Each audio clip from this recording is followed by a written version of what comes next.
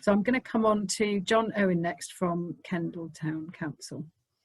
Hello folks, it's an absolute privilege to speak to you this evening. I'm going to take you on a very quick romp through an overview of the Town Council and then focus on the brief that you passed through to me and try to make sure that I box that off.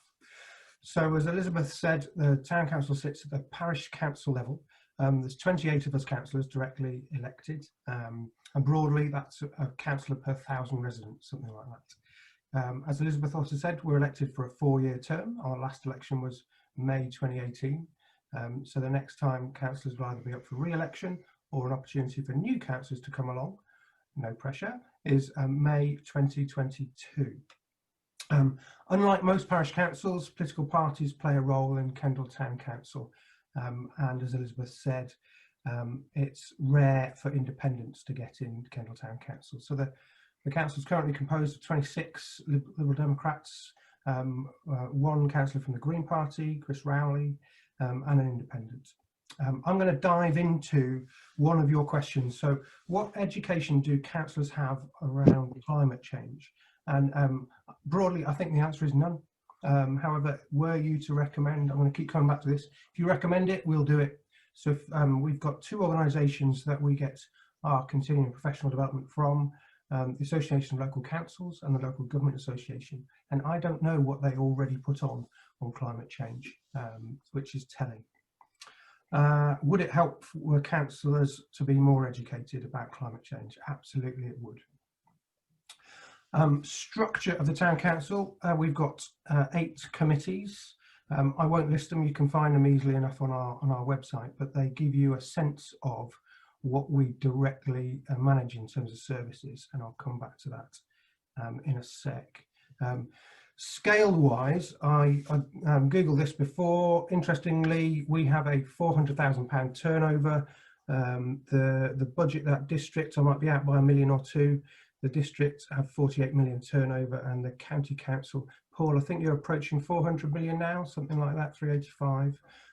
So I'll go back to Elizabeth's small and mighty bit. And number of officers, only 7, and only 1 of those is full-time.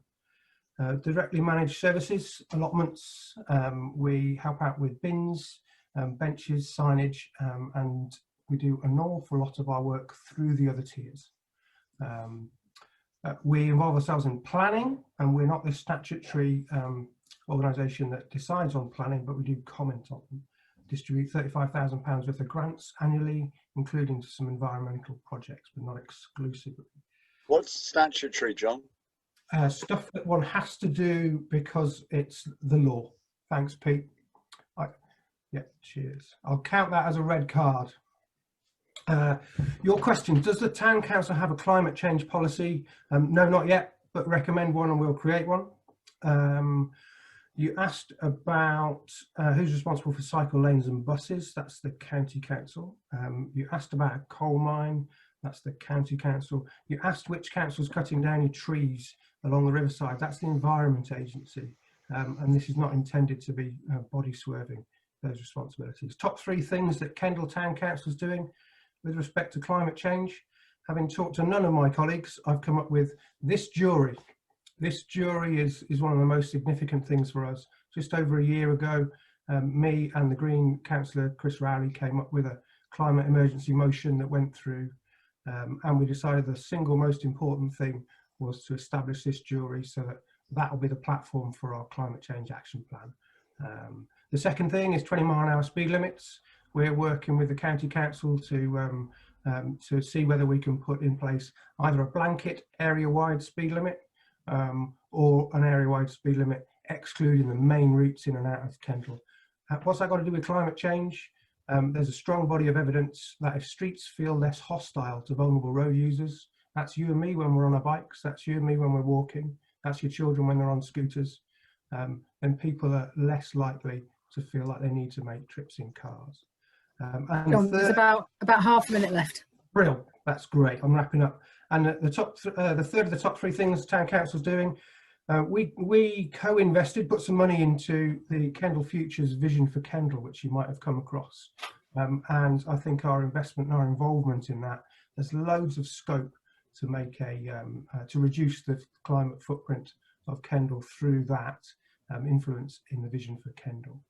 I think I'm probably out of time, folks. That is brilliant. Bob on the second, that was.